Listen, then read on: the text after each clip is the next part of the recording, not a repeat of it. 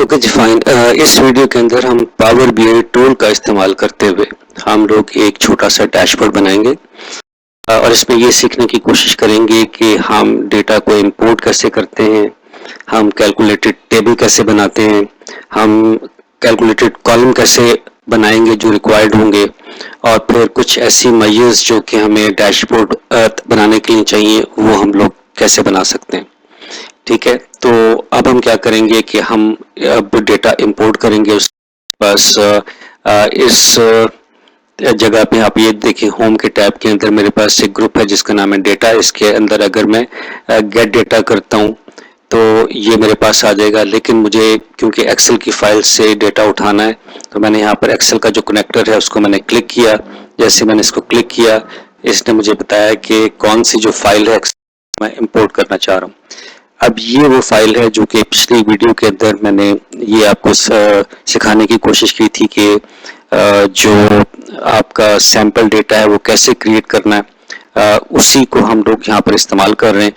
तो creating sample data ये वो फाइल है जिसको मैंने इंपोर्ट करना है और अब मैंने इसको ओपन कर दिया। अब ये क्या करेगा, के साथ कनेक्शन आपका कनेक्शन होगा और कनेक्शन होने के बाद इस फाइल के अंदर जितने भी टेबल्स हैं उनकी लिस्ट मेरे पास आ जाएगी और लिस्ट के बाद उनमें से जो भी टेबल मुझे अपने डेटा मॉडल में चाहिए जो मैंने कनेक्ट करने वो मैं उस वहाँ से सिलेक्ट कर सकता हूँ।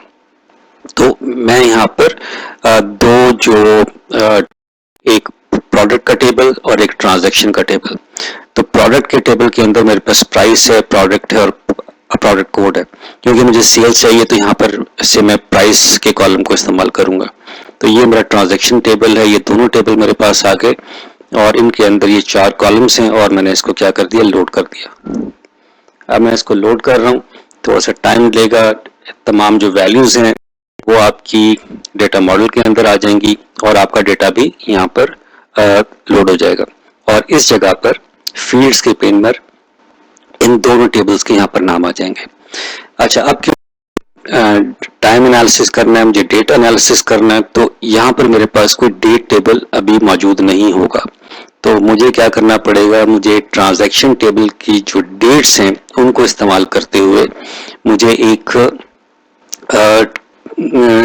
कैलकुलेटेड जो टेबल है जो कि डेट का होगा वो मैं यहाँ पर क्रिएट करूंगा। अच्छा, अब यहाँ पर देखिए मेरे पास ये ट्रांजैक्शंस हैं और ट्रांजैक्शन के अंदर ये डेट टेबल है।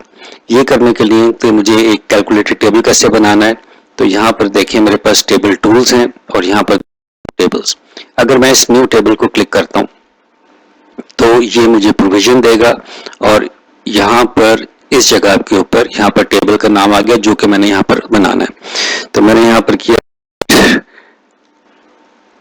टीबी, ठीक है, ये कैलकुलेटेड टेबल का नाम आ गया और इसके बाद मुझे यहाँ पर एक टेक्स्ट फंक्शन है जिसका नाम है कैलेंडर, उसको मैंने यहाँ पर लिखा और इसके दो जो पैरामीटर, स्टार्ट डेट और एक एंड डेट।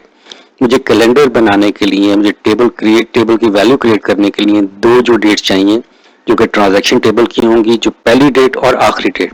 तो पहली डेट के लिए मुझे यहाँ पर क्या करना पड़ेगा, min का एक फंक्शन है। ये min फंक्शन क्या करेगा, ये जो ट्रांजैक्शन टेबल है, ट्रांजैक्शन टेबल की ये जो डेट्स हैं इसकी जो पहली डेट है वो मुझे यहाँ से निकाल के दे देगा जो कि स्टार्ट डेट होगी। इसी तरीके से अगर मैं यहाँ पर कॉमा डाल के यहाँ पर करता हूँ मैक्स, तो और यहाँ पर लिख देता हूँ ट्रांजैक्शन डेट।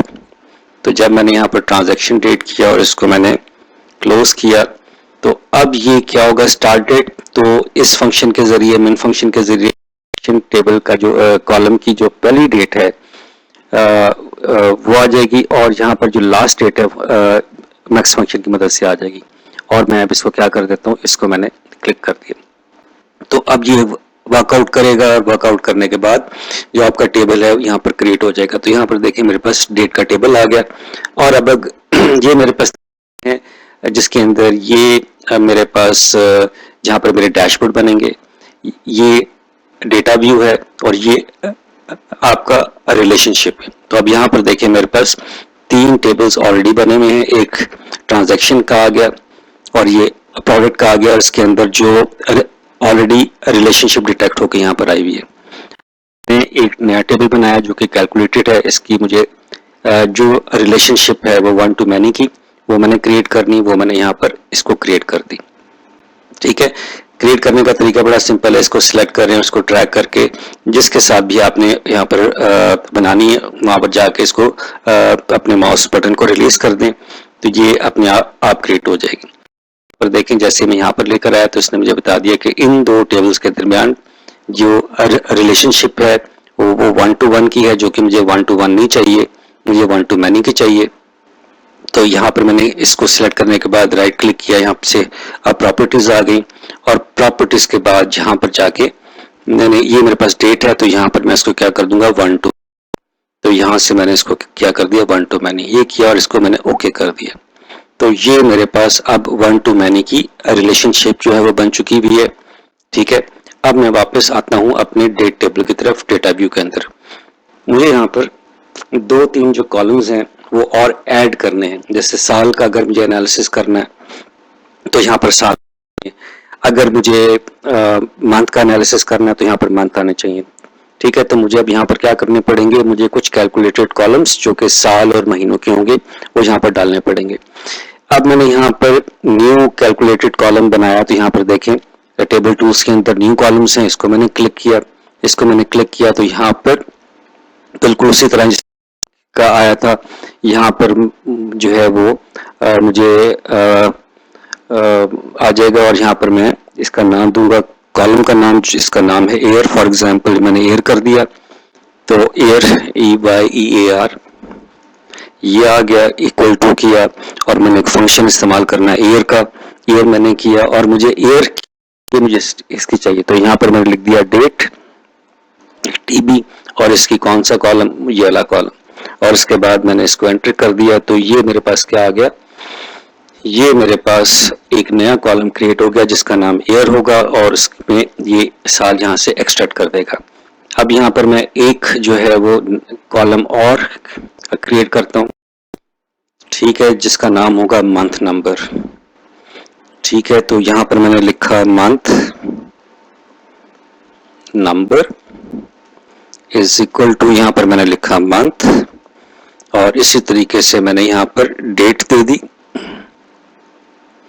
और मुझे कौन सी डेट चाहिए, मुझे ये डेट चाहिए और बाद मैंने इसको एंटर कर दिया तो ये क्या करेगा कि इस डेट में से इसका जो मंथ का जो नंबर है, यानी कि अगर 1 आता है तो इसका मतलब ये जनवरी को रिप्रेजेंट करेगा, 2 आए तो इसका मतलब है ये फरवरी को रिप्रेजेंट करेगा। अब मेरे पास ये 3 कॉलम्स आ गए। अब मुझे एक कॉलम मंथ के हिसाब से, मेरे पास कोई ऐसा डेक्स फंक्शन नहीं जिसके जरिए मैं जो नाम है वो एक्सट्रैक्ट कर सकूं। इसके लिए मुझे एक कैलकुलेटेड कॉलम बनाना पड़ेगा डेक्स फंक्शन की मदद से और वो डेक्स फंक्शन होगा इफ, और फिर आसानी के साथ ये मेरा जो नाम है वो आ जाएगा। इसके लिए मैंने किया न्यू कॉलम। ठीक है जी, न्यू कॉलम किया और इसके बाद अब मुझे क्या करना है, अब मुझे यहाँ पर लिखना है फॉर एग्जांपल मंथ, ये मैंने मंथ लिखा इज इक्वल टू, और अब मैंने यहाँ पर एक इफ फंक्शन की सीरीज लिखनी है कि अगर 1 हो तो जनवरी हो जाए, 2 है तो फरवरी agent so and so forth. तो इसके लिए यहाँ पर मैं ये ऑल्ट मैंने एंटर किया ताकि मैं अगली जगह पे आ जाऊँ और यहाँ पर मैं लिख रहा हूँ इफ। ठीक है, और मैं यहाँ पर लिख रहा हूँ मंथ का जो नंबर है जो कि ये है, अगर इसकी वैल्यू 1 हो तो क्या यहाँ पर लिखा हुआ आ जाए, यहाँ पर लिखा आ जाए फॉर एग्जांपल जनवरी। ठीक है, इसके बाद मैंने यहाँ पर कॉलम डाला, मैं अगली लाइन पे गया तो इसका मतलब है कि अगर मंथ की ये हो तो ये कर दे, ना हो तो फिर क्या करे, फिर एक और चेक लगा दें। यहाँ पर हमने यहाँ पर एक और चेक लगाया कि अगर जो मंथ है, मंथ नंबर अगर 2 हो तो क्या करे, यहाँ पर इसको फरवरी कर दें। ठीक है, और तरीके से फिर आगे इसको हम लोग कंप्लीट कर लेते हैं। अच्छा जी, ये देखिए मैंने इसको कंप्लीट कर दिया। तो अगर मंथ नंबर 1 है तो ये जनवरी हो गया, 2 है तो फरवरी एंड सो फोर्थ। अच्छा, अब ये यहाँ पर मैंने इसको क्लोज कर दिया और जितने भी ओपनिंग है, इसको मैं क्लोज कर दूंगा तो यहाँ पर देखें ये क्लोज होना शुरू हो गए। तो इस जगह पे आके यहाँ पर इसने कह दिया कि कंप्लीट हो गया और मैं अब इसको क्या कर दूंगा, ओके कर दूंगा। तो जैसे मैंने यहाँ पर इसको ओके किया, मेरे पास एक और मंथ बन गया जिसका नाम आ गया, जिसका नाम है मंथ, और इसके अंदर वैल्यूज आ गई जनवरी से फरवरी तक।